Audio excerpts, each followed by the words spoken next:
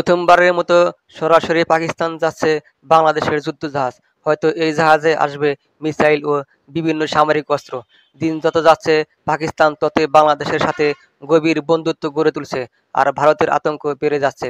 ইতিপূর্বে পাকিস্তানের পণ্যবাহী একাধিক জাহাজ বাংলাদেশে আসলেও এবারই প্রথম বাংলাদেশের যুদ্ধজাহাজ সরাসরি পাকিস্তানে যাচ্ছে। গতকাল ২৬শে জানুয়ারি দুপুরে চট্টগ্রাম নেভাল জেটি থেকে বাংলাদেশ নৌবাহিনীর বনৌজার সমুদ্রজয় নামের যুদ্ধজাহাজটি পাকিস্তানের করাচির উদ্দেশ্যে যাত্রা শুরু করেছে। আর এতে করে বড় দুশ্চিন্তায় পড়েছে ভারত।